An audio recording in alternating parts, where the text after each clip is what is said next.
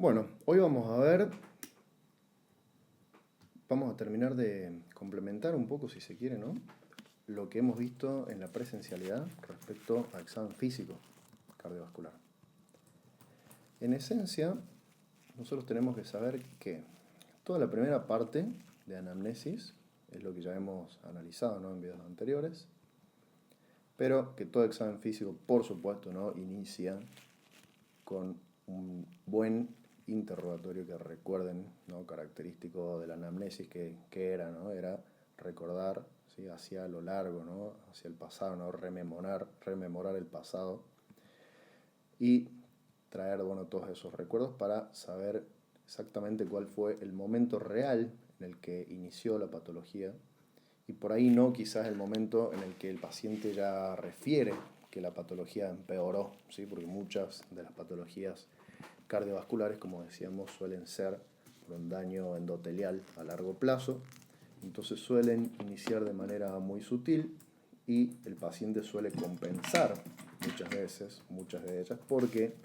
cuando realiza un esfuerzo que supera aquella demanda, ¿no?, de lo que el corazón puede suplir, ahí recién es que empieza a manifestar algunos de los síntomas. Entonces, claro, como a él le molesta y presenta disnea y puede presentar angors y dolor, etc., no realiza esas actividades, entonces muchas veces el inicio, ¿sí?, de los síntomas pueden quedar un poco enmascarados, ¿no? Y por supuesto, indagar en todo lo que habíamos visto, ¿no?, en la clase pasada, ¿no?, sobre hábitos, ¿no?, antecedentes familiares también, ¿no?, genética, va de lo mismo, ¿no?, antecedentes respecto a la ocupación del paciente, ¿sí?, también. Respecto a la demografía, ¿sí?, epidemiológicos y también, bueno, epigenéticos, ¿no?, dieta, etcétera, que influyen en todo lo que es el desarrollo, ¿sí?, de estas cardiopatías. Dentro del examen físico general, nosotros habíamos visto que en esencia, el examen cardiovascular tienen que saber que se realiza en 3 posiciones. En decúbito supino, con la cabecera a 30 grados, que es la posición estándar. Nosotros vamos a utilizar también el decúbito lateral izquierdo, o posición de pachón, que eso lo que hace es acercar un poco el ápex a la pared del tórax.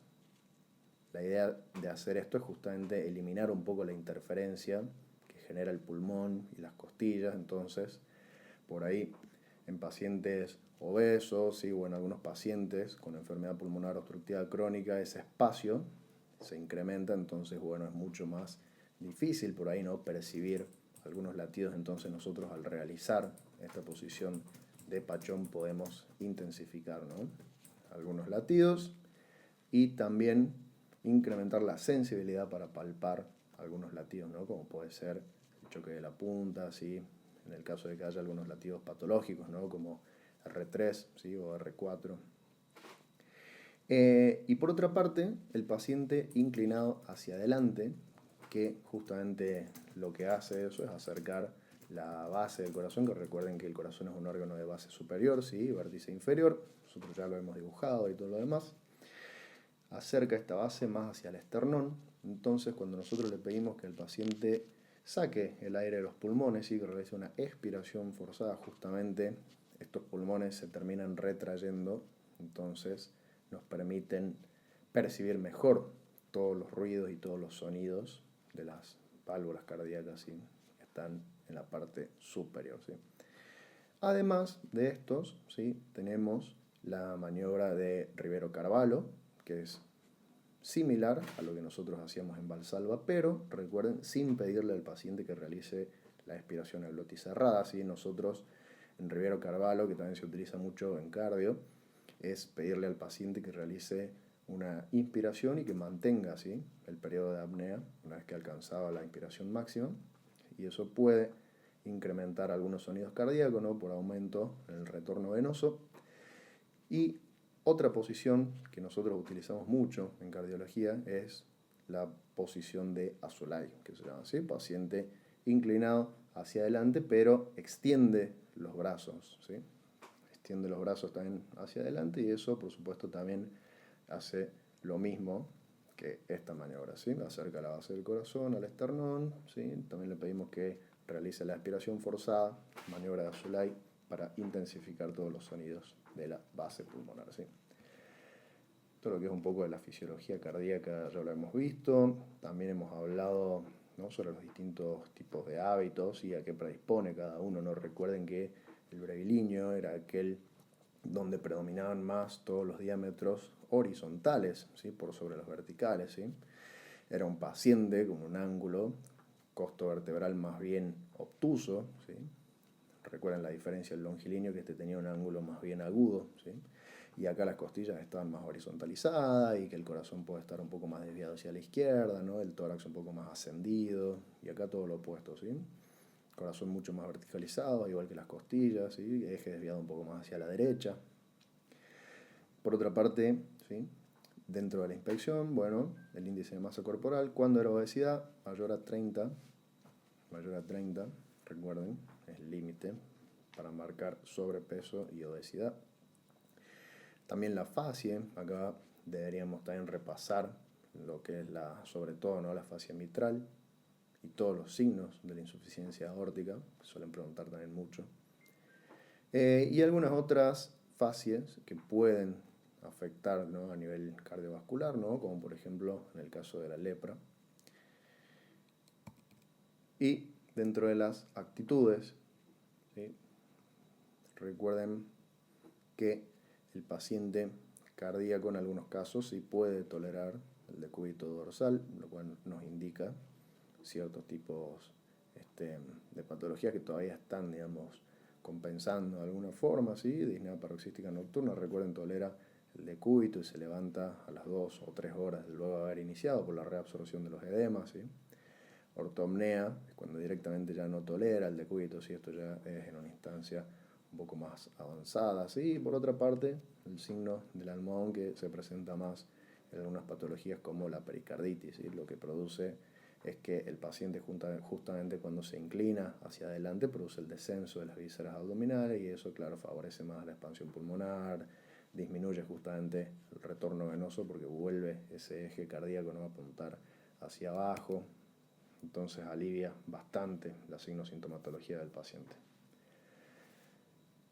Tenemos otras posturas dentro del paciente cardíaco, por ejemplo, el derrame pericárdico puede presentar, ¿no?, en derrames pericárdicos avanzados, esta postura emplearia mahometana, ¿no?, donde se coloca en esta posición el paciente, ¿no? La idea es desplazar ese derrame como hacia adelante y eso alivia un poco el dolor del vértice del corazón, ¿sí?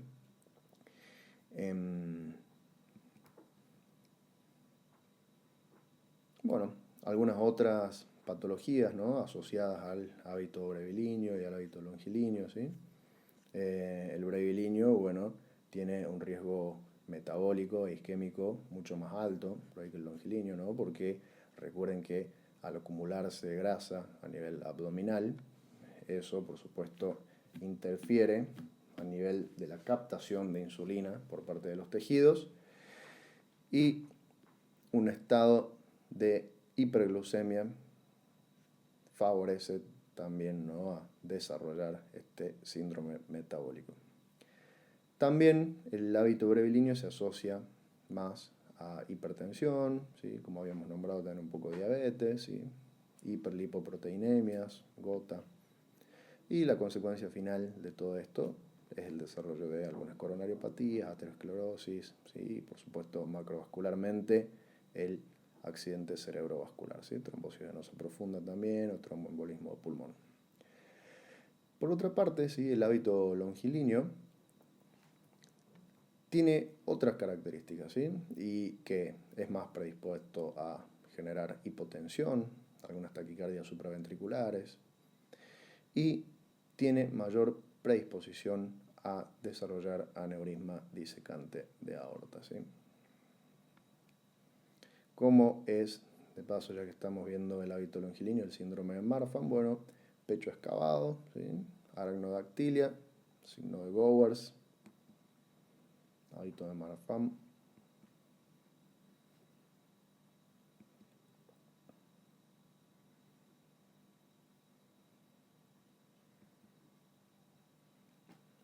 No olvidemos la diferencia, ¿no?, entre cianosis de tipo central y periférica, hablando un poco también de la parte general de todo lo que es cardiovascular, ¿no? Recuerden que la cianosis central es más de localización en labios, mucosas, ¿sí?, generalizada, mientras que la periférica es más bien, digamos, a nivel, acá bien periférico, ¿no?, a nivel acral. Y dentro de las patologías, ¿no?, congénitas, adquiridas y cómo se hace el diagnóstico, bueno, acá lo que suelen preguntar mucho es cuál calma o no con oxígeno. Y bueno, por lo general cuando es central, de origen pulmonar, sí suele corregir con oxígeno. Y si es central de origen cardiovascular, como lo que estamos estudiando nosotros en este punto, no suele mejorar tanto con oxígeno, ¿sí? Y por otra parte, sí, la cianosis de tipo periférica, que se atenúa por el efecto de la gravedad, cuando nosotros elevamos, ¿sí?, la extremidad, o cuando el paciente aplica calor en esta zona, ¿sí?, porque muchas veces es producida por el exceso de frío, ¿sí?, a nivel acral.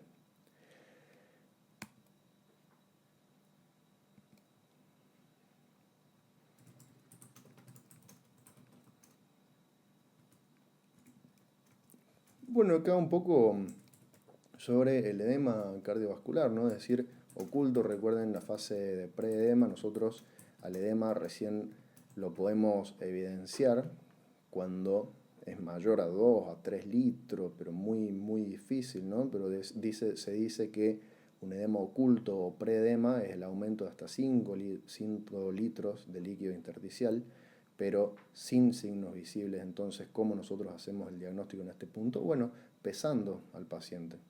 Nosotros pesamos diariamente al paciente para ver si es que todo el producto de su dieta se está acumulando en el tercer espacio, o por otra parte, si es que el tratamiento antidiurético que nosotros estamos haciendo está teniendo buen resultado. Entonces es muy importante pesarlo al paciente cuando nosotros todavía no podemos evidenciar mediante la palpación, mediante el signo de Godet, la presencia de edema. Es muy importante el peso. Por otra parte, ya un edema inicial o incipiente empieza en los pies y en los tobillos, ¿sí?, bien inferior. Es un edema que disminuye por la mañana, por supuesto, por acción del decúbito que se va acumulando a lo largo del día, ¿sí? En la noche el paciente orina y se reabsorben los edemas, entonces, claro, es menor por la mañana este tipo de edema.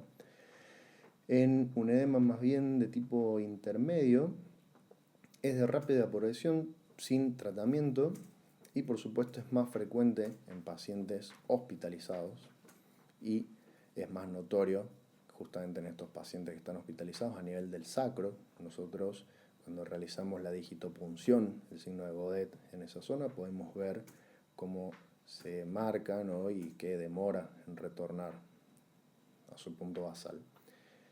Y por supuesto un edema de nivel máximo es aquel que ya alcanza la pared abdominal, los flancos y que compromete cavidades. Y cuanto es edema más compromiso de cavidades, ¿cuáles son? Pericardio, pleura o peritoneo, ya estamos hablando de anasarca. Entonces recuerden, la definición de anasarca tiene que tener esos dos componentes, y la presencia de edema más compromiso de cavidades. Eso era de la primera parte. Y por otra parte, acá este es bien visual y por supuesto también clínicamente son muy distintos. La diferencia entre la trombosis venosa profunda, el linfedema y una lipodistrofia o lipedema, ¿sí? He puesto acá fotos también de la primera parte para que repasemos. Pero recuerden que dentro de la trombosis venosa profunda es un edema más bien asimétrico, con una circunferencia, bueno, que dice más de 2 centímetros, es de aparición súbita. Es un edema que palidece la dermis, ¿sí? Es decir, que tiene flegmasia alba dolens. Puede tener o palidez o presentarse con, al principio, ¿no?, una cianosis inicial, y eso se llama flegmasia cerúlea dolens. ¿Y a qué se asocia la trombosis venosa profunda? Bueno, está asociada a paciente que postquirúrgico, por ejemplo, que ha tenido que atravesar por un reposo prolongado, ¿sí?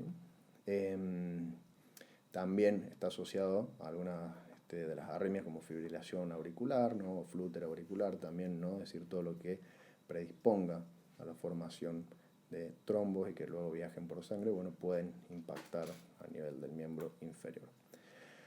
Por otra parte, ¿sí? El linfedema, ¿sí? También conocido como en algunos puntos paquidermia o elefantiasis, es más bien un edema bien duro. Recuerden, el edema de este tipo es muy difícil de deprimir, es decir, que no deja fobia, es muy deformante, ¿sí? Deforma la extremidad, es más bien parduzco. Recuerden, acá puede ser cianótico y pálido, y acá es más bien oscuro, ¿sí? Y dentro de las etiologías, bueno, puede ser, ¿no? También de etiología congénita o también adquirido, ¿no? Por una linfadenectomía en algunos puntos, sí, y por supuesto dentro de otras causas menos frecuentes, algunas parasitosis, ¿no? Como filariasis, dentro de las causas oncológicas, el linfoma, por ejemplo. Y por otra parte, ¿no? La lipodistrofia o lipedema es un engrosamiento más bien bilateral a nivel de la cintura pélvica, es más frecuente en mujeres, ¿sí? Respeta los antebrazos y puede dejar fobia, ¿no? Si permanece de pie. Y como decimos, es más característico de las mujeres, ¿sí? Bueno, y acá tenemos un breve repaso, ¿no? De lo que eran los edemas de tipo asimétricos o unilaterales, el de la trombosis venosa profunda, y traje esta imagen a propósito, ¿no? Para que nosotros veamos casos reales donde por ahí es mucho más difícil identificar, ¿no? A simple vista, pero nosotros podemos ver de que hay un compromiso en este miembro, ¿sí? Hay un breve compromiso en este miembro. Por supuesto que la coloración acá, más que pálida, es más bien un poco cianótica, ¿no? Y hasta cianótica, ¿no? En algunos puntos, y hasta se puede presentar, ¿no? Con en algunos casos ese simil enrojecimiento, que no lo es realmente, ¿no? Porque cuando está enrojecido del todo es más que nada, corresponde a otra patología diferencial que ahora vamos a ver, pero esto corresponde más bien, ¿no? A una coloración azulada, ¿sí? La trombosis venosa profunda tiene la tríada de Virchow. ¿Y cómo está compuesta esa tríada de Virchow? Bueno, por éstasis venosa, hipercoagulabilidad y lesión endotelial. Éstasis venosa, bueno, la sangre no fluye bien, ¿sí? Por el paciente que ha atravesado, ¿no? Por reposo, inmovilidad, también el consumo de anticonceptivos crónicos. La hipercoagulabilidad, la sangre tiende a coagularse más, ¿sí? Y hay algunas patologías que predisponen a que ello se desarrolle, el cáncer, las trombofilias, el consumo de anticonceptivos, como habíamos nombrado, y la lesión endotelial, en el caso de cirugías, ¿sí? O catéteres que hayamos colocado, eso produce una lesión a nivel del endotelio, que puede ser, ¿no? Más superior, pero que esa misma lesión endotelial deja un proceso de coagulación, ¿sí? Que luego, cuando se desprende, puede impactar en miembros inferiores, ¿sí? Tríada de Virchow. Dentro de los factores de riesgo, los que nosotros vamos a estudiar en esta unidad: obesidad, insuficiencia cardíaca, esto más que nada para la última unidad, ¿no? De sangre, estados trombofílicos. Puede ser muy frecuente que se produzca en pacientes que ya tienen factores de riesgo dentro del periodo del postoperatorio inmediato, ¿sí? Pacientes que han sufrido algún tipo de traumatismo, ¿sí? Accidentes en la vía pública, pacientes que han sido sometidos a algún proceso, como decíamos, de punciones o cateterismo, especialmente en miembros superiores, pues puede venir, ¿sí? A un cateterismo o punción a nivel más bien superior. Y por supuesto también asociado al estilo de vida y algunos fármacos, ¿sí? El reposo prolongado, inmovilidad e ingesta de anticonceptivos orales, ¿sí? Trombosis venosa profunda, esta es la imagen, ¿sí? Así se ve. Acá tenemos otra mucho más sutil, ¿no? Trombosis venosa profunda, para que nosotros veamos, ¿sí?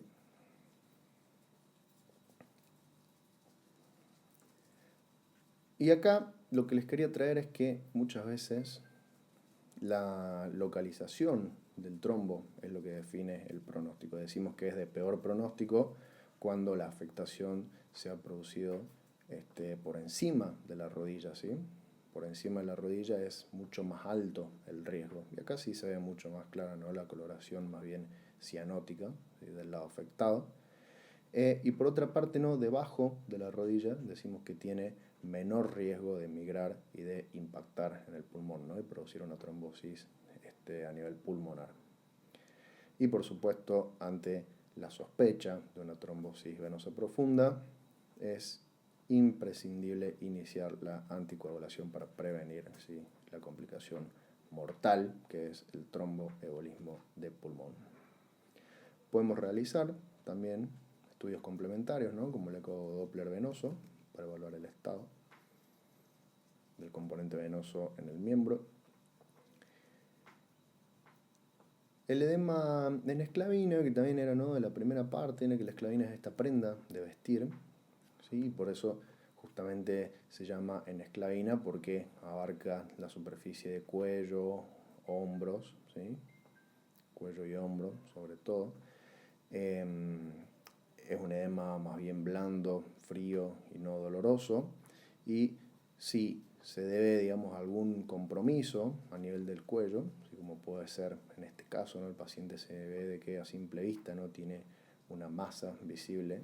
Entonces, cuando nosotros le pedimos que eleve los miembros, y esa masa impide el retorno venoso, entonces se acumula a nivel superior y esto se denomina el signo de Pemberton, ¿sí?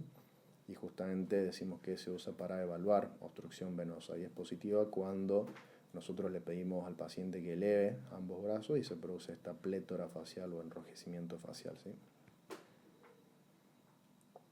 Diferencial con linfedema, ¿sí? Y acá vemos cómo va progresando, ¿sí? En una instancia inicial, bien sutil, y cómo va progresando, ¿no? Con compromiso de todo el miembro inferior, mucho más hasta que se convierte, ¿no? En ese edema que deforma toda la extremidad, ¿sí? Que es más bien duro, que no deja fobia, y que es más bien de colorido parduzco.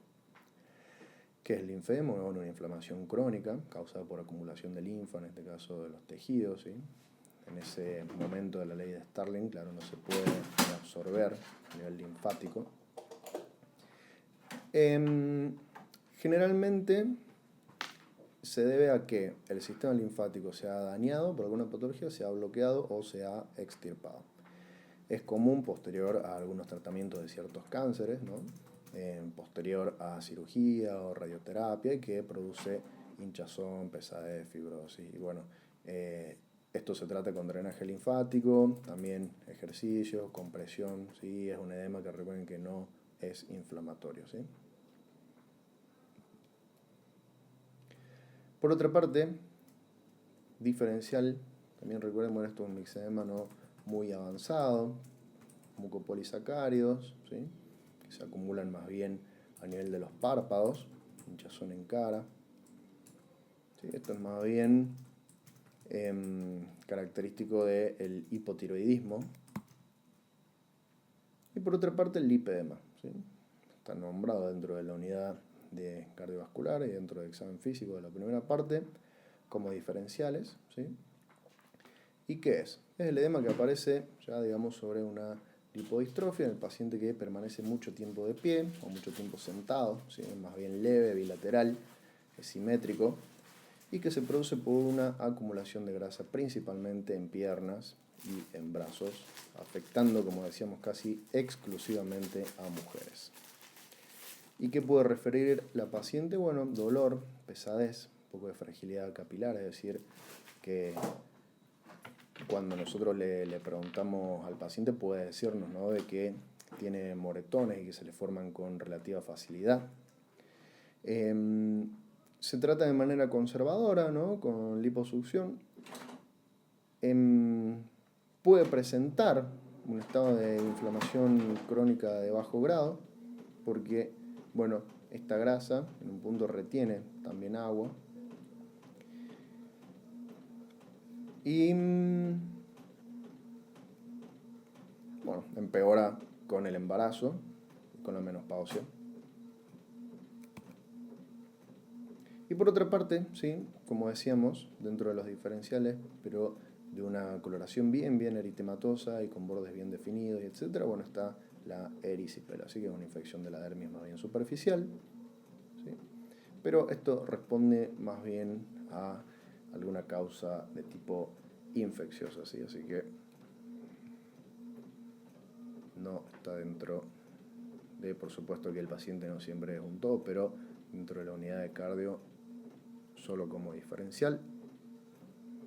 Bueno, diagnósticos diferenciales, entonces recuerden el mixedema del hipotiroidismo, el linfedema crónico y el edema verdadero, ¿sí? Cómo es. Y cómo es el manejo general, lo que habíamos dicho, pesar al paciente, medir la diuresis del paciente también, ionograma plasmático y urinario, y por supuesto también albuminemia y proteinuria, y eso nos permite diferenciar si esa causa es más bien renal o hepática, o es más bien de lo que estamos estudiando ahora, ¿sí? De causa cardíaca. Si de causa cardíaca, bueno, la albúmina va a estar, la albúmina en sangre, ¿sí? La albuminemia va a estar normal. Si es más bien de causa renal por un síndrome nefrótico, bueno, va a estar muy descendida. Y de causa hepática también. Causa hepática, recuerden que es el principal que metaboliza, que produce albúmina, ¿no? Dentro de las proteínas más importantes del plasma, ¿sí? Son las sintetizadas a nivel hepático y es la albúmina. Entonces, bueno, si el hígado anda mal, no tenemos albúmina. Si el riñón anda mal, elimina en exceso, entonces, claro, va a estar muy baja.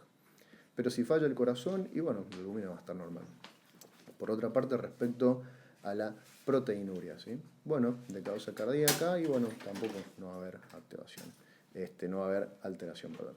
De causa renal, y sí, vamos a tener una proteinuria en el caso del síndrome nefrótico no mayor a 3.5 gramos, y de causa hepática tampoco no deberíamos tener alteración, ¿sí? Solo a nivel renal.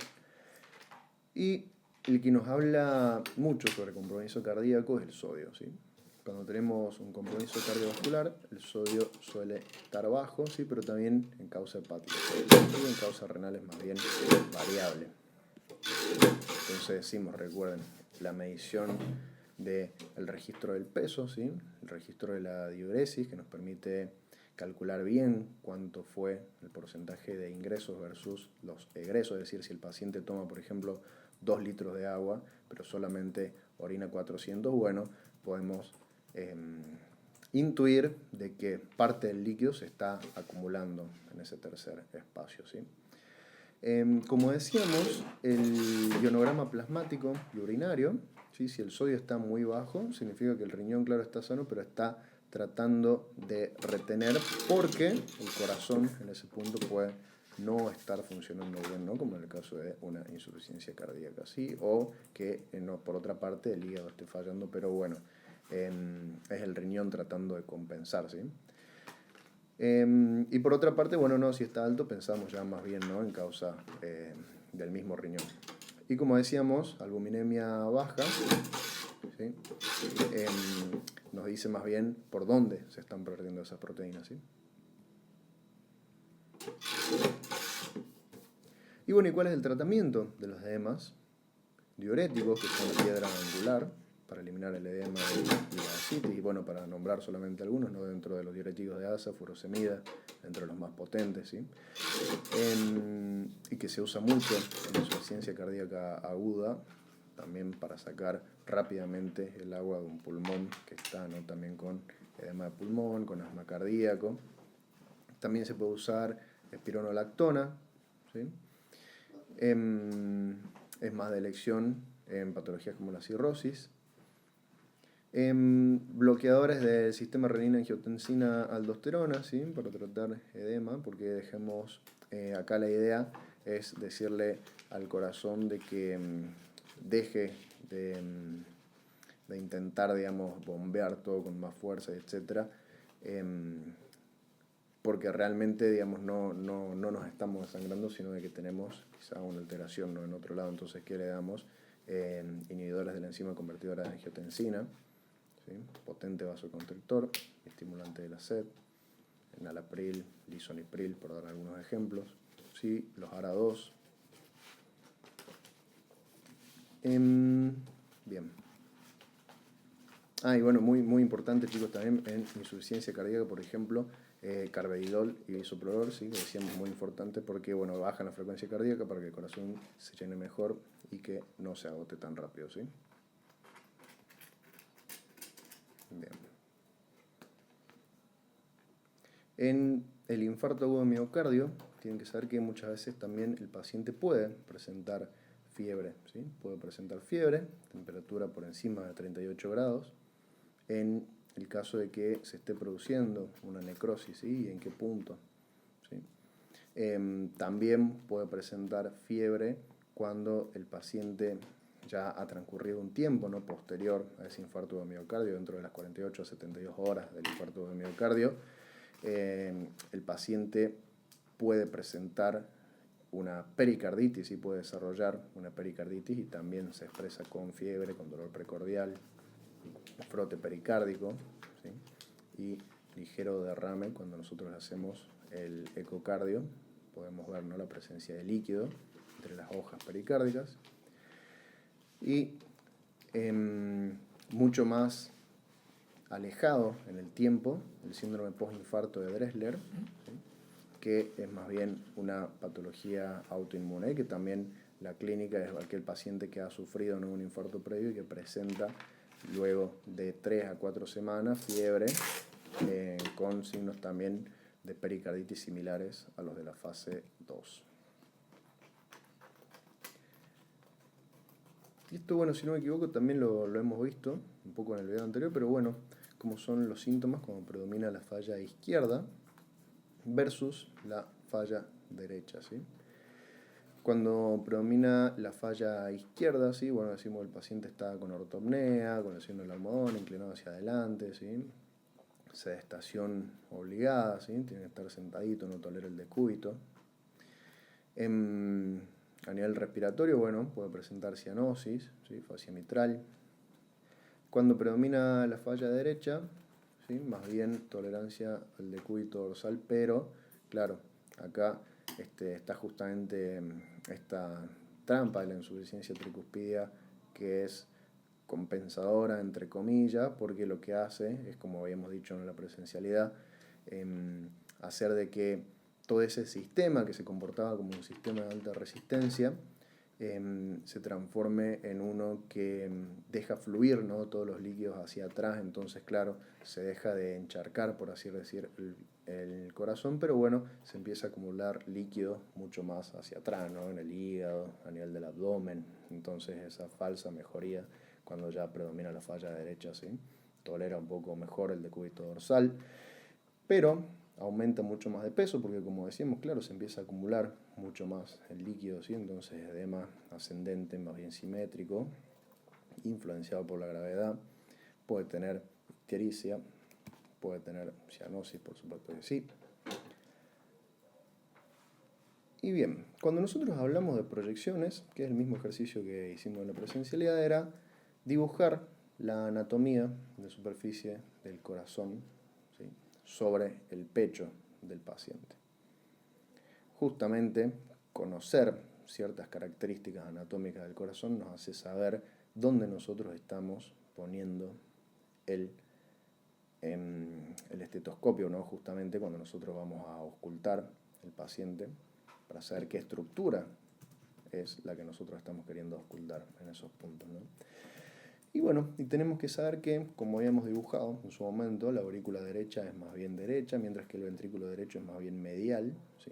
Es medial, bien medial, y que se va estrechando hacia arriba, ¿no?, formando este infundíbulo que se une en este punto con la arteria pulmonar, donde nace la misma, ¿sí? ¿Y dónde está más o menos este infundíbulo? Bueno, aproximadamente dentro del segundo espacio intercostal, ¿sí?, a nivel izquierdo. Entonces, claro, nosotros si apoyamos en este punto el estetoscopio, y bueno, acá podríamos escuchar muy bien el componente pulmonar del R2, justamente, eso es importante. Después decíamos que el ventrículo izquierdo es más bien izquierdo, ¿sí?, por más que parezca redundante, pero es así. Y la aurícula izquierda, acá no se va a ver mucho, si acá se ve solamente la orejuela, pero es más bien posterior y medial. Bueno, dentro de los bordes, ¿sí? Los bordes normales, que es lo que nosotros vemos en el borde derecho, borde izquierdo, eso también estuvo, si no me equivoco, en la primera clase. Lo más importante es dónde está ubicada, ¿no? La punta del corazón, ese apex, que dicen que no utilizar nunca la mamila, ¿no? Es decir, el pezón, etcétera, porque se produce, ¿no? En algunos hombres y también en mujeres la ptosis mamaria, que es un pésimo, digamos, parámetro anatómico para ubicar, y que sí tenemos que hablar más bien de contar costillas y de identificar ¿cómo se llaman? El espacio entre cada una de las costillas, ¿sí? Los espacios intercostales. Y es así que nosotros, identificando los espacios intercostales, ¿sí?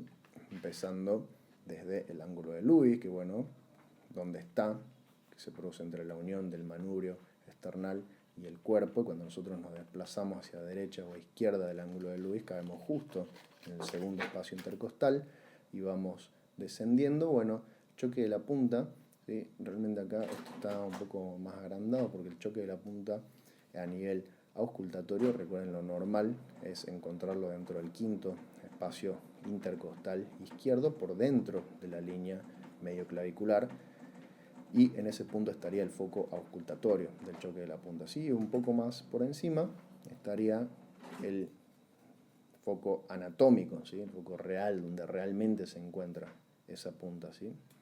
Entonces, como decimos, se suele situar el choque de la punta entre el quinto espacio intercostal de 7 a 9 centímetros por fuera de la línea clavicular, de la línea, perdón, esternal, esta es la clavicular, ¿sí? Esta es la línea esternal, y que tiene un diámetro aproximado de 1 a 2,5 centímetros, ¿sí? Dentro de lo normal.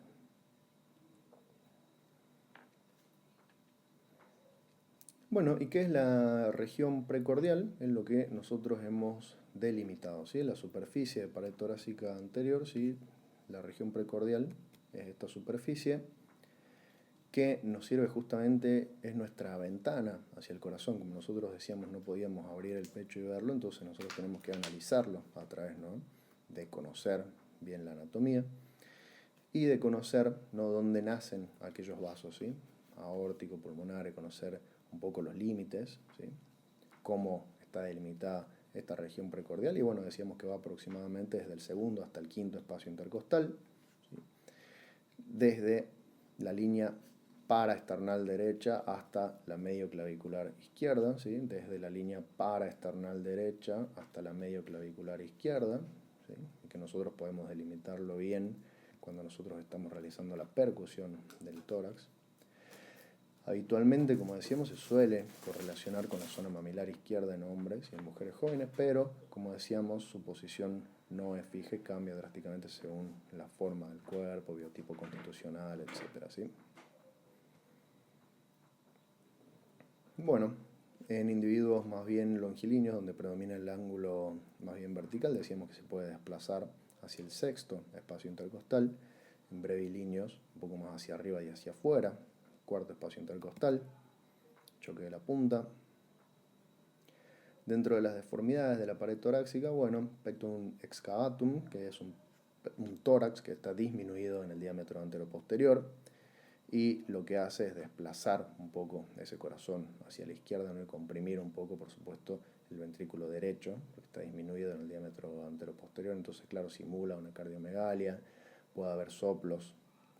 Pectus carinatum, que es lo opuesto, ¿sí? Que está aumentado en el diámetro anteroposterior, ¿sí? Los ruidos cardíacos, justamente como nosotros tenemos aumentado este diámetro, van a estar un poco más lejanos, entonces van a estar disminuidos. El tórax en tonel, que ya es más bien un aumento global, ¿sí? Esto es más bien frecuente en pacientes con EPOC.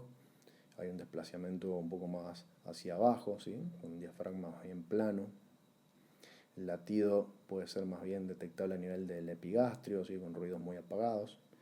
En algunos casos no de cifoescoliosis, ¿sí? Un tórax más bien asimétrico y rotado, choque de la punta también fuera del lugar.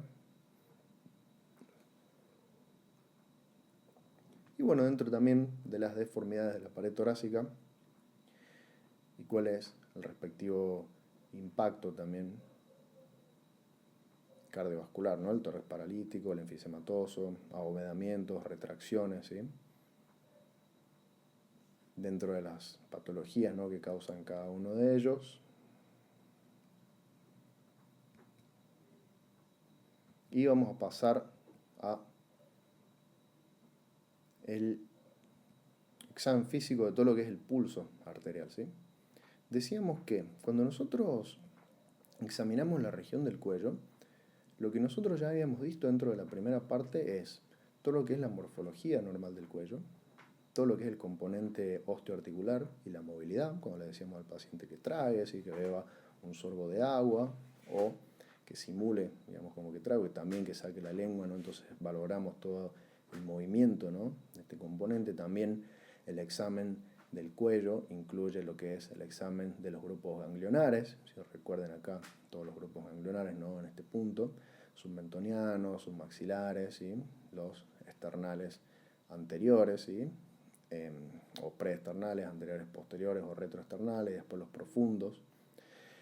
Y después esto se complementa con el examen de las arterias, lo que hemos visto, las características arteriales, ¿sí?, en la presencialidad, por dentro del esternocleido y justo por al costado, digamos, de todo lo que es el componente osteoarticular del cuello, ¿sí?, en este punto, y por debajo, ¿sí?, por debajo no, antes de la bifurcación, es decir, de las carótidas, nosotros tenemos que tomar el pulso carotídeo, nunca de manera bilateral.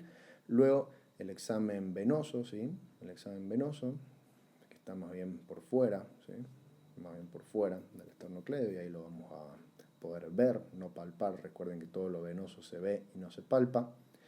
Incluye también, bueno, el examen de la tráquea y el examen de tiroides, que así es como finaliza el examen del cuello, pero bueno, nosotros vamos a ver en específico el examen arterial y venoso. Recuerden que siempre que nosotros veamos alguna malformación a nivel del cuello,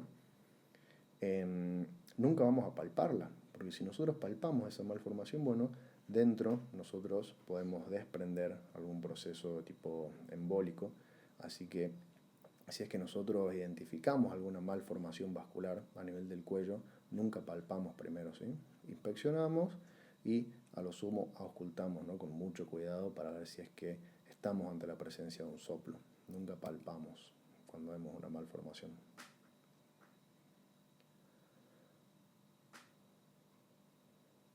Bueno, ¿y qué es, ¿no?, la medición del pulso? Decíamos que es justamente medir, es justamente traducir realmente, ¿no?, de manera táctil todos los cambios en la tensión, ¿sí?, y en el volumen de la pared arterial que se generan producto de la sístole ventricular. No es solamente sangre fluyendo, sino que más bien hablamos de que es un vector de energía que se va propagando, ¿sí?, con ciertas características.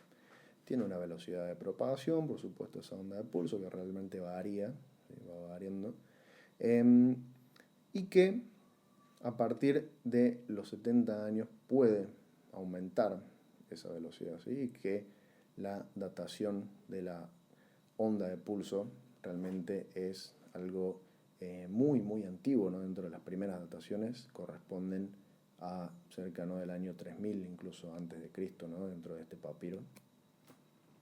Así que es una técnica muy, muy antigua. Bueno, ¿y en qué consiste? Nosotros tenemos que, a través de la palpación, explorar las distintas características de esa onda de pulso, ¿sí? Y para ello, nosotros tenemos que hacerlo de manera simétrica, siempre comparándola con la contralateral del otro lado, que si no me equivoco tengo por acá la técnica. Ahí está, ¿sí?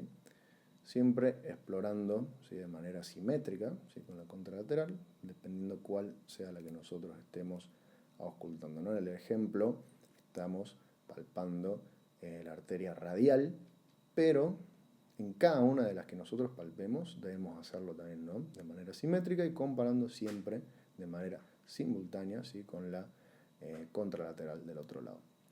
Y bueno, La técnica la preguntan siempre, ¿sí? ¿Cuál es la función de cada uno de los dedos? Y decimos que el dedo más distal, ¿sí? Recuerden, proximal es todo lo que está cerca de la línea media y distal todo lo que se va alejando. Bueno, el dedo más distal, es decir, el anular, cumple la función de ocluir, ¿sí? Anula el flujo recurrente del arco palmar cubital para justamente aislar la onda radial directa pura, ¿sí? Entonces nosotros anulamos el flujo recurrente del arco palmar cubital del otro lado, ¿sí? Para percibir justamente esta onda radial pura con el dedo medio. Entonces justamente el dedo medio percibe, ¿sí? Capta morfología, amplitud y el ritmo de la onda. Y por otra parte, el proximal comprime, más que nada para evaluar las características de tensión o dureza en la pared arterial. Y no olvidemos este algoritmo de la mnemotecnia realmente, o el acrónimo es lo correcto para todo lo que es el examen del pulso, ¿sí? Siendo la A, empezando, ¿sí? Desde la letra A, es el afratif, y nos habla sobre la anatomía, ¿sí? Nosotros tenemos que valorar cómo está el estado de esa pared. Seguimos por la letra F, donde vemos cómo está la frecuencia de pulso, ya vamos a ver en específico cada una de ellas, ¿sí? Luego la regularidad, ¿sí? La distancia entre un pulso y otro, la amplitud, ¿sí? Si está aumentada o disminuida, la tensión, la igualdad, ¿sí? Que es la similitud entre las ondas, la forma de ese pulso, ¿sí? ¿Sí? Cómo está formado, ¿sí? Si es ascenso, descenso, dobles ascensos, etc. Y por supuesto compararlo con el contralateral, la simetría. Bueno, y decíamos que dentro de la anatomía, ¿cómo es esa arteria normal cuando nosotros la estamos palpando? Bueno, debe ser lisa, blanda, rectilínea, es decir, derecha, así de bordes imperceptibles. ¿Y cuando es patológica? Bueno, cuando las arterias más bien tienen un recorrido, ¿sí? Flexuoso, que se dice, ¿no? Con placas como si fueran, ¿no? La tráquea de un pollo, o más bien están endurecidas, ¿no? Como si fueran una cuerda, y eso nos habla más de algún proceso de aterosclerosis, por ejemplo. Y acá nosotros tenemos una maniobra que se llama la maniobra de Osler. ¿Y en qué consiste la maniobra de Osler? Bueno, sirve primero para detectar pseudohipertensión en adultos mayores.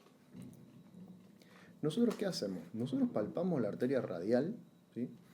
Y cuando nosotros insuflamos el manguito, vamos a ver que vamos a seguir palpando esa arteria radial, pero en un punto va a dejar de llegar el impulso, va a dejar de llegar el impulso que produce la onda de pulso, y sin embargo nosotros vamos a poder seguir palpando esa arteria. Bueno, ¿por qué? Porque está muy endurecida, ¿sí? Eso es la maniobra de Osler, ¿sí? Simplemente consiste en justamente insuflar el manguito hasta que nosotros dejemos de sentir el pulso, pero la persistencia, ¿sí?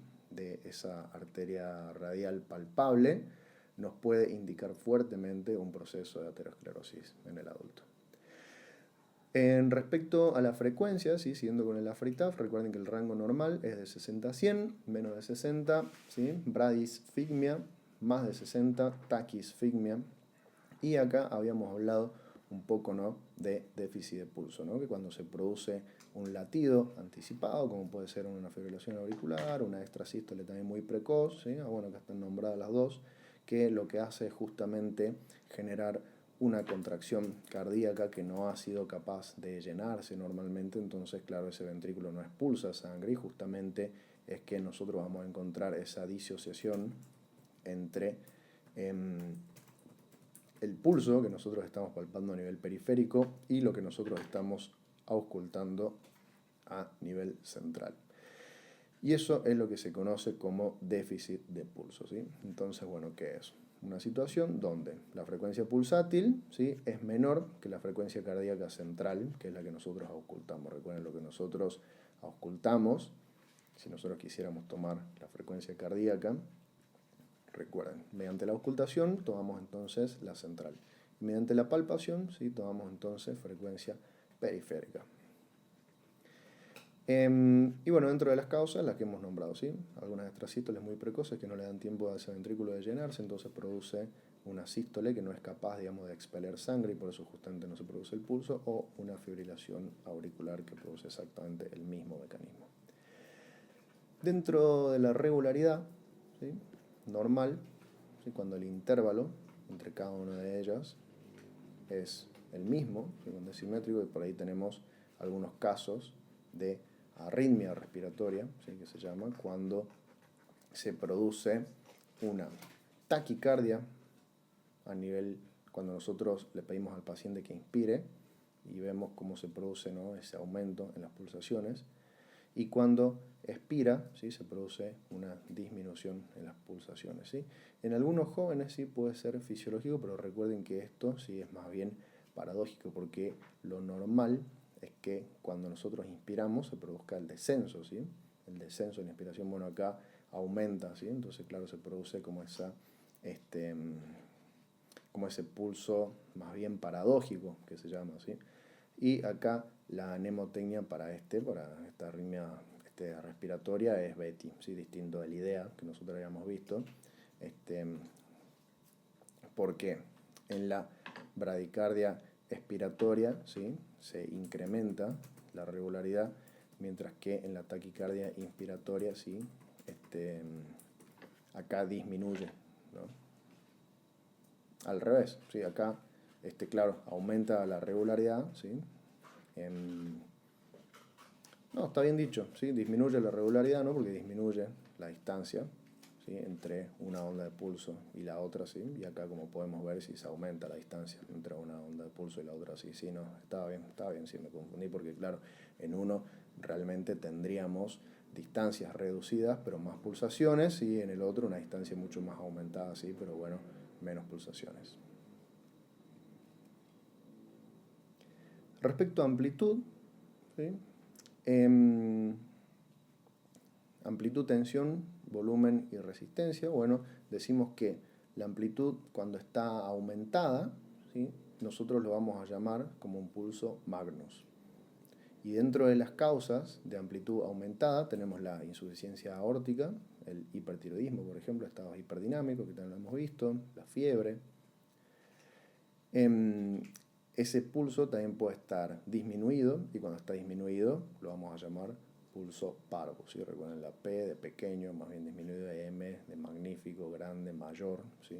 Entonces amplitud aumentada Magnus, amplitud disminuida pulso de tipo parvo, ¿sí? Dentro de algunas de las causas, solo para nombrar algunas, estenosis aórtica, insuficiencia cardíaca grave, shock.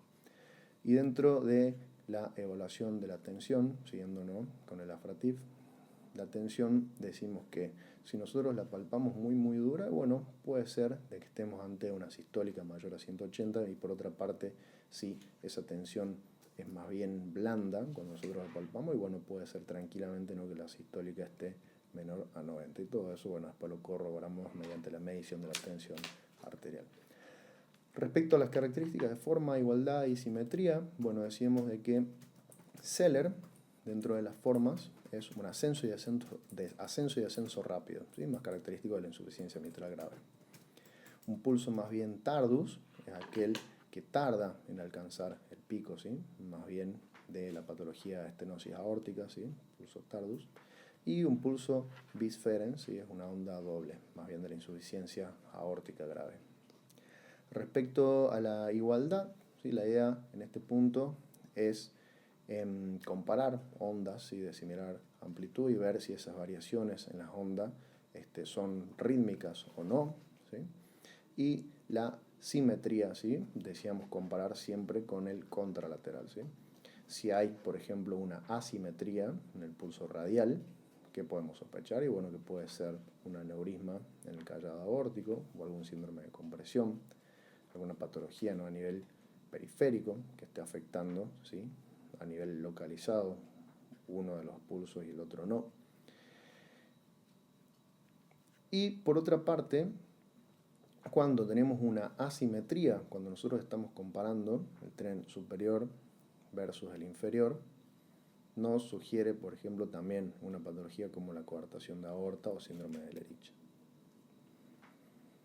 Bueno, la técnica de palpación del pulso radial, lo mismo que ya habíamos visto, pero de los gráficos de la literatura argentina, explorando la simetría.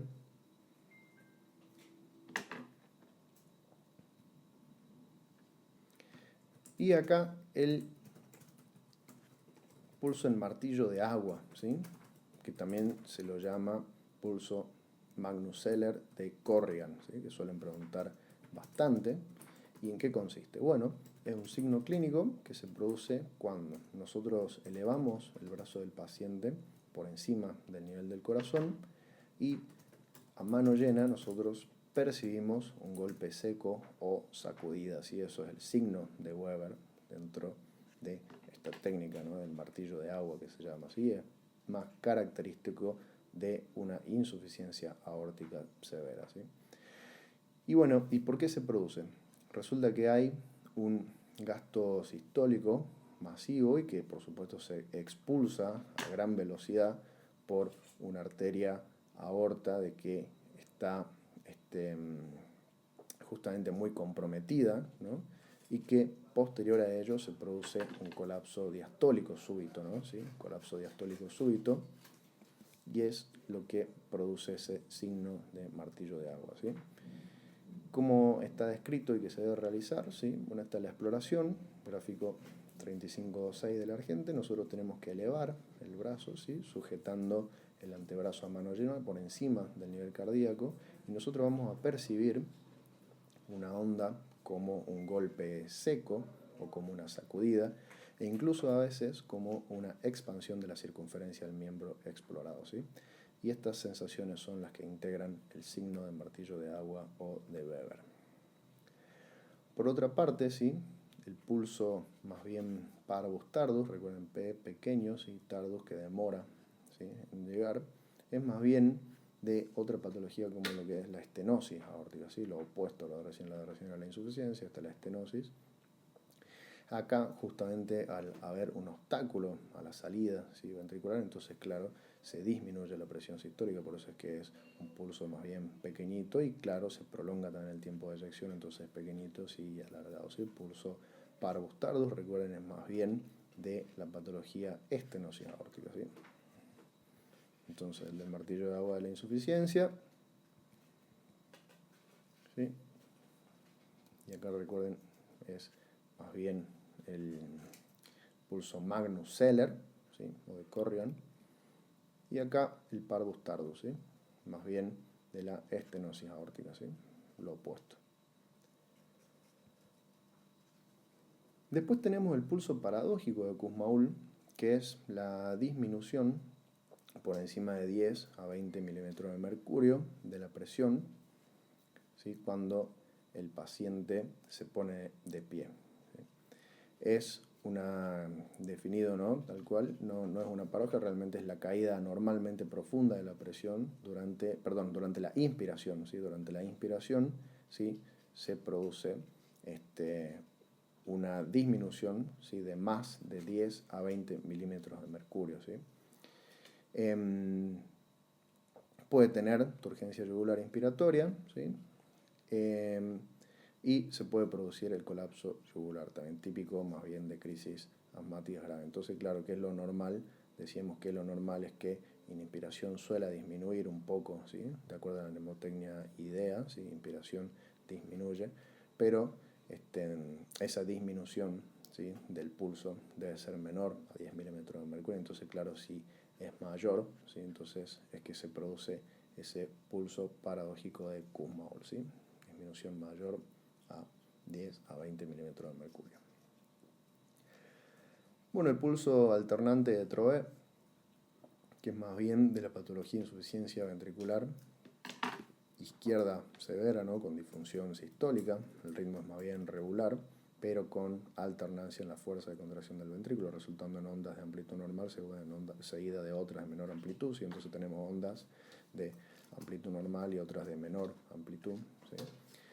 Esto, lo que nosotros también habíamos visto en la presencialidad, bueno, es que se produce por un ventrículo que luego de contraerse justamente queda agotado, y por eso es que produce una contracción fuerte y luego una más, otra descendida, digamos, realmente, ¿no? En el vector fuerza, y luego otra aumentada, otra disminuida, porque claro, se produce la contracción, se agota, y así sucesivamente. Produce contracción, se agota, produce contracción, se agota, ¿sí?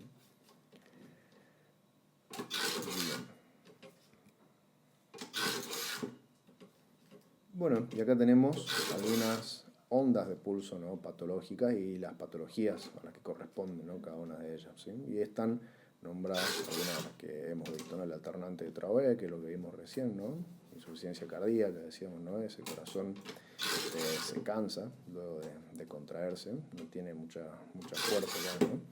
El pulso paradójico de Kussmaul, recuerden, sí, un descenso en la amplitud cuando el paciente inspira, mayor a 10 milímetros de mercurio, y a qué puede corresponder, más bien un taponamiento cardíaco, una pericarditis. Pulso más bien Parvus tardus, lo mismo que vimos, ¿sí?, más bien de la estenosis, ¿sí? Y el Magnus Celler, más bien de la insuficiencia, ¿sí? Y las características de cada uno, ¿no?, cómo es. Lo mismo, pero resumido en un cuadrito.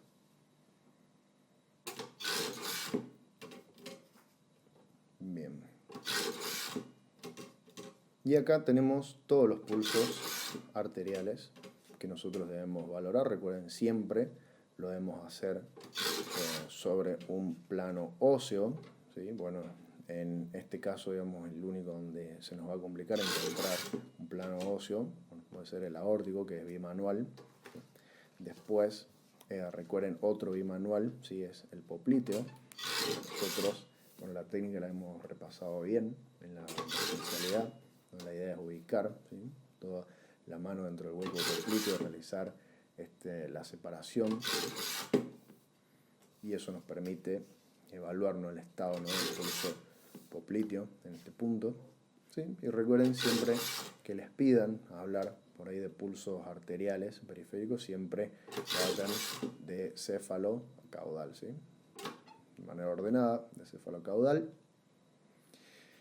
Y acá solamente mostrarles que no lo habíamos podido ver bien en la presencialidad, que recuerden está, ¿no?, el ligamento flexor, ¿no?, y nosotros lo debemos palpar por dentro del ligamento, ¿sí? El tibial posterior, ¿sí?, al nivel también retromaleolar del maleolo interno. Y bueno, el femoral acá, por debajo del ligamento inguinal. Respecto a la medición de la tensión arterial, nosotros habíamos visto también, ¿no?, en la presencialidad un poco cuál es la diferencia entre presión y tensión, ¿no? Presión decíamos que era aquella fuerza fisiológica de empuje de la sangre sobre las paredes arteriales, que esto, bueno, se mide mediante catéteres, etcétera, pero nosotros lo que medimos realmente es la tensión, ¿no?, que es aquella fuerza que se opone a la presión, ¿no?, y la resistencia de la pared justamente para evitar la distensión exagerada. Así es lo que nosotros evaluamos clínicamente con el manguito y mediante la técnica de la toma de la presión arterial, ¿sí? Bien. Bueno, ¿qué es la presión sistólica y cuál es la presión diastólica, ¿sí? La sistólica decimos que es la fuerza de eyección, mientras que la diastólica es más bien la resistencia periférica, ¿sí?, la resistencia que ofrecen a nivel periférico las estructuras, ¿sí?, mientras que decíamos la sistólica es aquella fuerza de eyección, ¿sí?, sistólica versus diastólica. ¿Y qué es lo que comanda cada una de esas fuerzas? Bueno, en la sistólica el gasto sistólico, justamente. Y en la diastólica el lecho arterial, ¿sí?, es decir, el tono vasomotor, ¿sí?, la resistencia periférica total. En el sistólico, el volumen que nosotros expulsamos del ventrículo, ¿sí?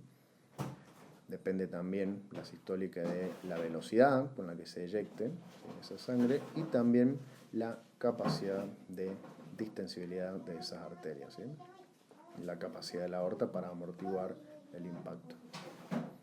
Por supuesto de que a nivel, cuando nosotros tenemos pacientes mayores de 75 años, puede aumentar la rigidez y eso es lo que también puede disparar el valor de tensión sistólica, ¿sí?, en ese caso. Por otra parte, decíamos que la diastólica corresponde más bien a la resistencia que ofrecen, ¿sí?, las vasculaturas periféricas, ¿sí?, el lecho arterioral principalmente, ¿sí? Y Las fuerzas que también están acá en juego, bueno, es justamente también el lecho, el tono, ¿sí? La resistencia periférica total. Tiene una duración, ¿sí? Que es el tiempo que demora en caer esa onda de presión. Y también tiene un efecto de arrastre, ¿sí? El valor sistólico previo alcanzado.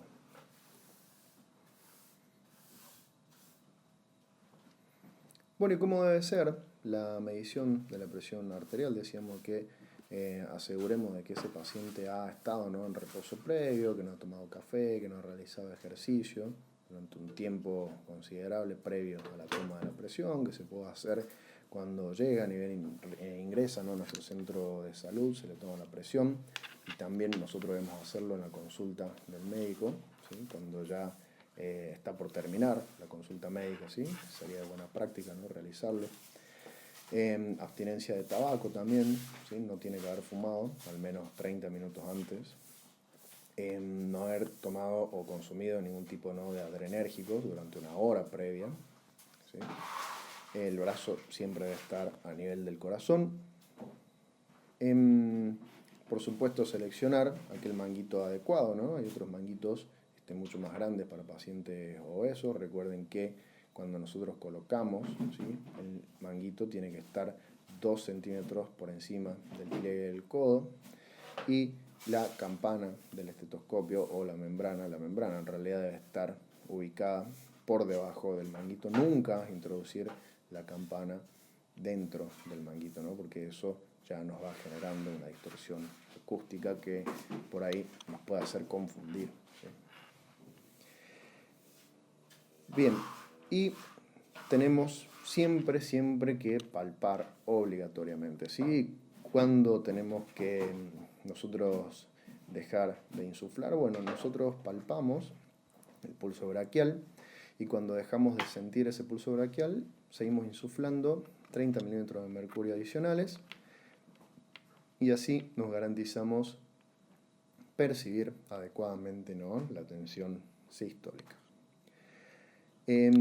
La forma en que nosotros sacamos el aire debe ser ni muy lento ni muy rápido. Entonces, bueno, debe ser a una velocidad constante, como decimos, aproximadamente 2 milímetros de mercurio por segundo. Y lo que nosotros vamos a percibir son los distintos ruidos de Korokov, que se llaman, ¿sí? ¿Y cómo son esos ruidos de Korokov? Bueno, en la fase 1 de la secuencia acústica de Korokov vamos a percibir la aparición del sonido, ¿sí? Son ruidos más bien sordos, pero claros, ¿sí? Y el primer latido que nosotros escuchemos es aquel que va a marcar nuestra presión sistólica. Luego se va a producir en una fase 2 de la secuencia acústica de Korokov, ¿sí?, que se llama de turbulencia. Los ruidos van a ser más bien solapantes y prolongados. Esto es porque la sangre está empezando a fluir, ¿no?, por una arteria que está parcialmente ocluida, porque claro, nosotros hemos inflado el manguito y justamente lo que buscamos es ocluir esa arteria. Entonces, cuando empezamos a restablecer el flujo, empiezan, ¿no?, estos latidos de la sangre fluyendo para volver a llenar esas arterias. Después, en una fase 3 de Korokov, ¿sí?, los ruidos van a ser bien más secos y retumbantes, y acá, en esta fase 3, es donde se alcanza la máxima intensidad acústica, es una fase 3 o de resonancia. Luego tenemos una fase 4, ¿sí?, o de atenuación, donde vamos a ir notando cómo disminuyen esos sonidos de intensidad, y bueno, una fase 5, que es cuando ya desaparecen totalmente esos ruidos y es lo que nos marca la presión diastólica. Pero ojo de que puede haber algunos estados hiperkinéticos, ¿sí?, o la presencia, por ejemplo, de alguna fístula arteriovenosa o una insuficiencia aórtica grave, donde la fase 5 se puede prolongar incluso hasta que nosotros llegamos al 0, y eso no quiere decir que el paciente tenga una diastólica de 0, sino que en esos casos, ¿sí?, en esas patologías en particular, y cuando nos pase, ¿no?, de que se extienda mucho, ¿sí?, la diastólica, bueno, nosotros tenemos que tomar el final de la fase 4 como la presión diastólica, ¿sí? Que es el punto justamente donde los sonidos pasan de ser de máxima intensidad a ser más bien sonidos con una intensidad mucho más disminuida, ¿sí? ¿Y por qué es importante palpar el pulso? Bueno, porque muchas veces puede pasar que en el medio, cuando nosotros estamos tomando, ¿sí?, la tensión arterial, se produzca una zona de silencio auscultatorio. Y nosotros, si no palpamos el pulso correctamente, vamos a caer dentro de esta zona de silencio auscultatorio y vamos a marcar mal la diastólica, ¿sí? Porque supongamos que nosotros hemos insuflado y estamos tomando la presión de ese paciente. Entonces, bueno, escuchamos el primer sonido, ¿sí?,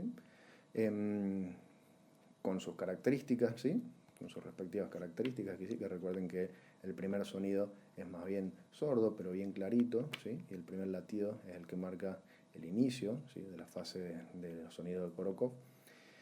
Y después, en la fase 2, ¿sí?, en la fase 2 recuerden que son ruidos más bien solapantes y prolongados, y que puede ocurrir, ¿no?, en algunos casos que se produzca, ¿sí?, este silencio auscultatorio. ¿Y en qué casos puede pasar? Bueno, en algunos pacientes con hipertensión crónica o estenosis aórtica grave. Entonces nosotros vamos a registrar mal, por ejemplo, una sistólica de 180 y quizá una diastólica, ¿no?, supongamos, ¿no?, le estoy dando un ejemplo, 180 y quizá una diastólica de 130, ¿sí?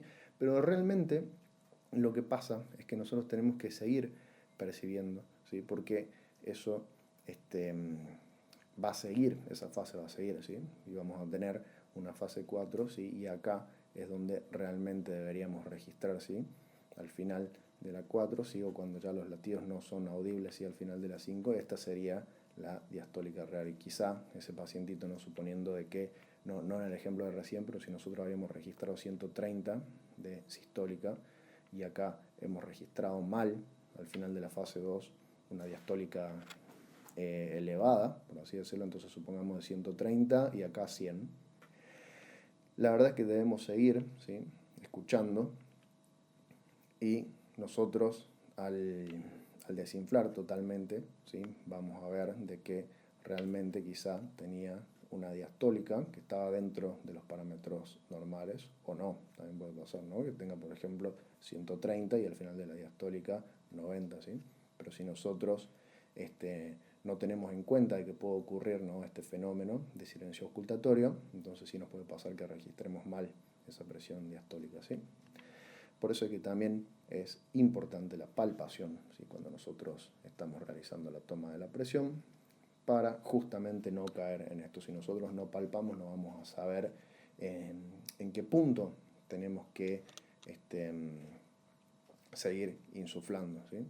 Porque supongamos que nosotros estamos palpando, ¿sí?, estamos insuflando y bueno, llegamos al punto de la zona de silencio, pero realmente si nosotros estamos palpando vamos a seguir sintiendo, ¿sí?, ese pulso, hasta que llegamos recién a la zona donde ya no sentimos más el pulso. Entonces, mediante la palpación, nosotros garantizamos no caer, ¿sí?, en este sonido de falsa diastólica, o que no, sonido no es la ausencia del sonido, ¿sí?, que es esta zona de silencio auscultatorio, ¿sí? Entonces decimos que como regla de oro la única defensa contra este pozo auscultatorio es el control palpatorio previo y sistemático del pulso radial. También hay otros estados donde puede ocurrir, ¿no?, una falsa hipertensión y la maniobra de Osler, como habíamos comentado, que puede darse en algunos pacientes que tengan cierta rigidez, ¿sí?, a nivel arterial, pero vamos a ver que cuando nosotros insuflamos el manguito, si bien va a tener ese registro de tensión seguramente falsamente elevado, ¿no?, porque ese proceso está comportándose realmente como si fuera un stent que impide la oclusión, ¿sí?, del vaso sanguíneo. ¿Y de qué proceso estamos hablando? Y bueno, puede ser algún proceso de esclerosis o alguna calcificación de la pared, ¿sí? que evite justamente que esto se colapse. Entonces cuando nosotros insuflamos el manguito por encima de la sistólica verdadera, es decir, hemos dejado de sentir la presión de pulso, insuflamos 30 milímetros de mercurio por encima, pero seguimos sintiendo la arteria, bueno, podemos estar ante la maniobra de Osler positiva, ¿sí?, o falsa hipertensión, ¿sí? Los ruidos de Korokov en este punto han desaparecido, pero claro, el tubo calcificado se mantiene rígidamente abierto, actuando justamente como una especie de stent natural, y nosotros vamos a poder seguir palpando una arteria radial bien dura, ¿no?, con el aspecto de una cuerda o de cordón, pero no va a tener onda pulsátil. Bueno, ¿y qué es el signo de Hill? Dentro de la fisiología normal, ¿sí?, nosotros, cuando estamos registrando la tensión arterial, y si nosotros registramos la tensión arterial a nivel de las extremidades inferiores, lo normal es que la tensión a nivel de los miembros inferiores sea superior a la tensión que nosotros registramos en los miembros superiores, ¿sí? ¿En qué casos está invertido? Bueno, en el caso, por ejemplo, de que exista una coartación de aorta. En la coartación de aorta, nosotros, la presión que tomamos en los miembros inferiores, en este caso, ¿sí?, va a ser menor a la de los miembros superiores, ¿sí? Porque acá, como decíamos, ¿sí?, miembros inferiores, lo normal, ¿sí?, es que esté elevada la presión a nivel de los miembros inferiores con respecto a los superiores, ¿sí? Bueno, el gradiente invertido, es decir, lo opuesto, ¿sí?, es que en miembros superiores la presión que nosotros tomamos sea mayor a la de los miembros inferiores.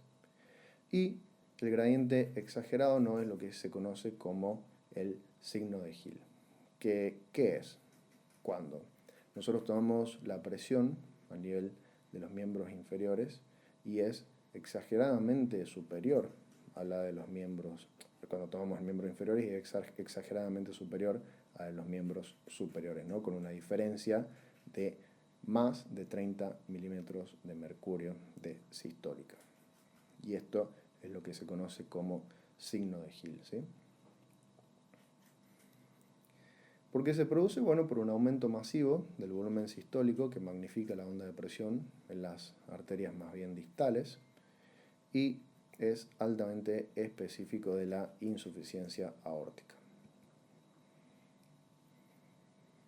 El colapso gravitacional, la hipotensión ortostática, bueno, ¿qué es? ¿Sí? Es la caída de mayor a 20 milímetros de mercurio de la presión arterial sistólica al pasar del decúbito a la bipedestación, es decir, nosotros le tomamos el registro de presión al paciente en decúbito y luego se lo tomamos de pie, ¿sí? Cuando hay una diferencia de más de 20 milímetros de mercurio, entonces hablamos de que estamos ante una hipotensión ortostática, ¿no? ¿Y a qué se debe? Bueno, puede ser por denervación simpática, por causa iatrogénica, ¿no? Por ejemplo, el uso de vasodilatadores de acción rápida, ¿no?, como nitratos o bloqueantes adrenérgicos, y también puede ser por causa mecánica, ¿no?, algún proceso varicoso, ¿sí?, o alguna compresión tumoral, ¿no?, de la vena cava inferior, y por denervación simpática, así que puede ser por una neuropatía diabética, enfermedad de Chagas, ¿sí?, o menos frecuente síndrome de Shai-Drager.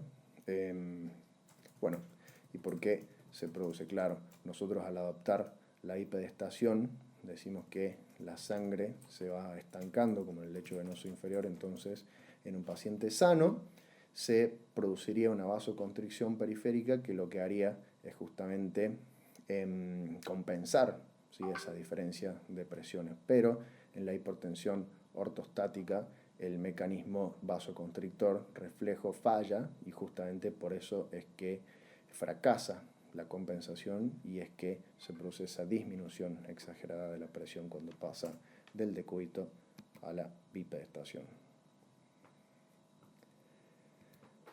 Así que bueno, no olvidemos dentro de lo que es la tensión arterial, ¿sí?, siempre tomar el pulso, ¿sí?, siempre tomar el pulso, ¿sí?, no olvidemos entonces la maniobra de Osler, ¿sí?, en este punto, para identificar aquellas pseudo-hipertensiones, ¿sí?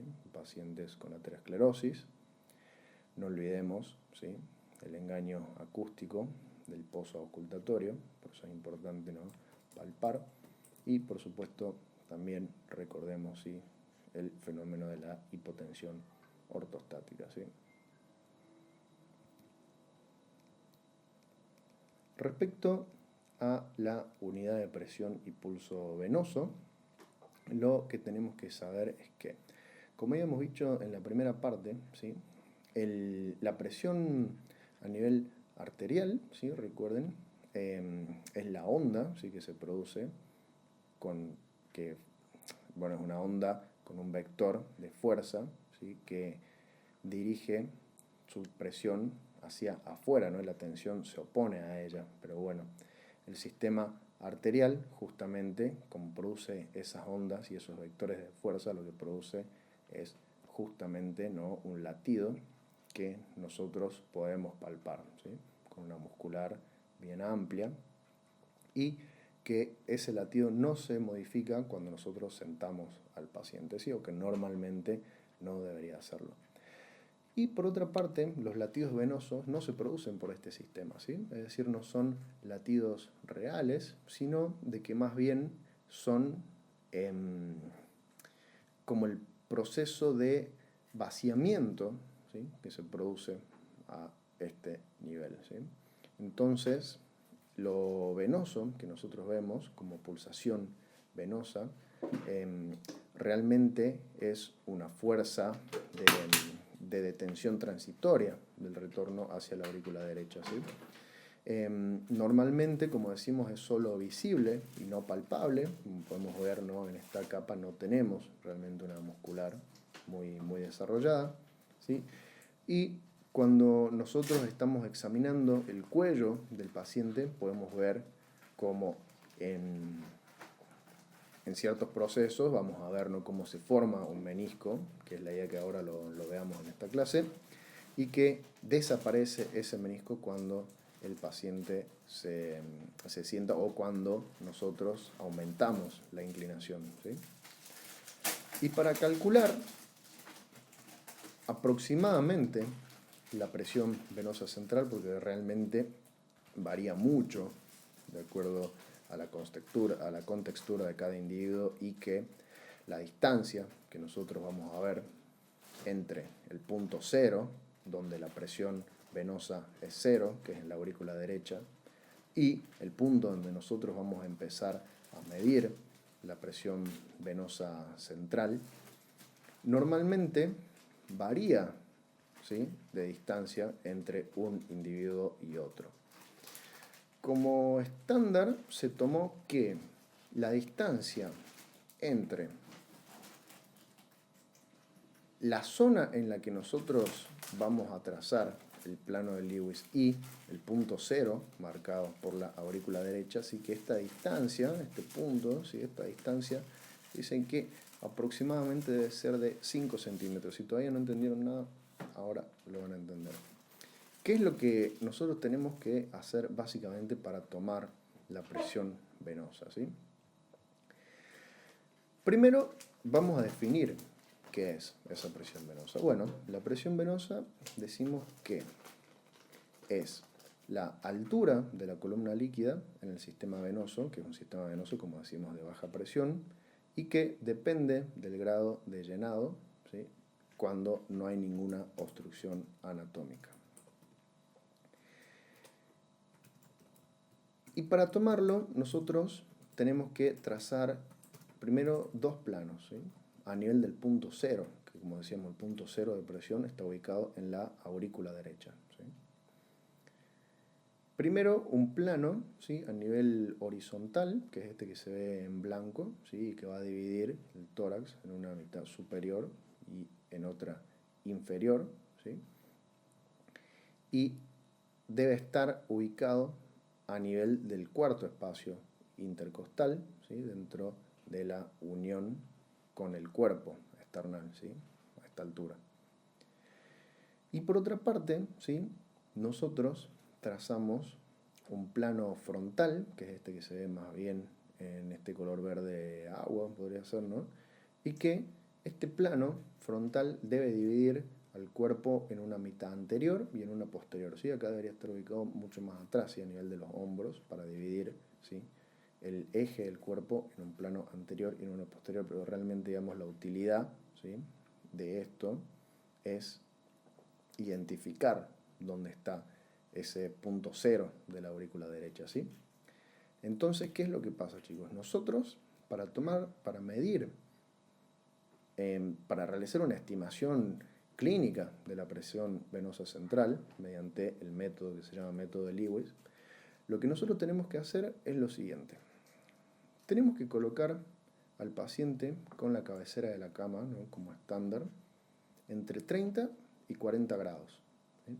Eso es esencial. Y como decíamos, la distancia entre el punto cero, ubicado en la aurícula derecha, ¿sí? Y la distancia donde nosotros vamos a empezar a medir, ¿sí? Y el punto donde nosotros vamos a empezar a medir, es aproximadamente, ¿sí? De 5 centímetros. Pero bien, ¿qué es lo que nosotros tenemos que hacer?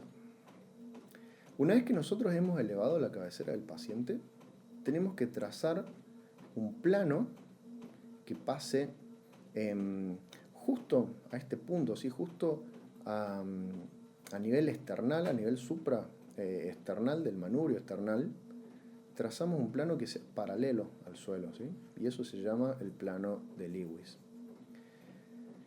Y desde este punto nosotros tenemos que medir la distancia vertical. Que es lo que está tomando, ¿sí? Acá en realidad se pasó un poco, pero bueno, nosotros tenemos que medir la distancia entre la ingurgitación que se produce, ¿sí?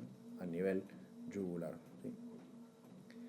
Y esa distancia, cuando nosotros hacemos la sumatoria, suponiendo que colocamos, ¿no?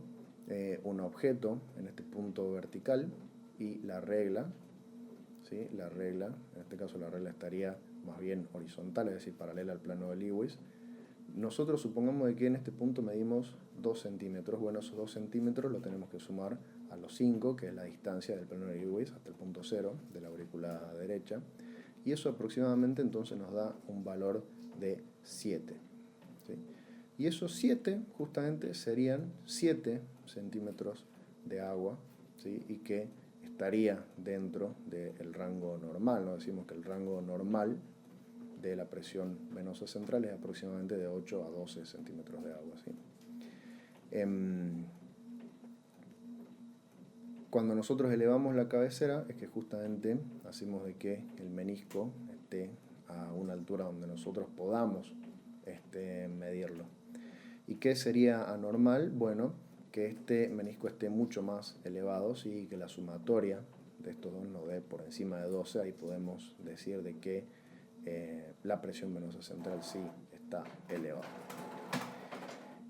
Realmente, como decíamos, no tiene mucha sensibilidad, pero sí, más bien un poco más de especificidad, porque la distancia real, ¿no? Que hay entre el plano de Lewis, que es paralelo al suelo, ¿sí? Y el punto cero, varía de acuerdo a la contextura física, ¿no? De los individuos. Y acá lo tenemos directamente, ¿no? De Argente, y acá está, por supuesto, no mucho más claro, ¿sí? Tenemos entonces el plano de Lewis, ¿no? Y por dónde pasa, y el punto cero, y aproximadamente nuestra distancia.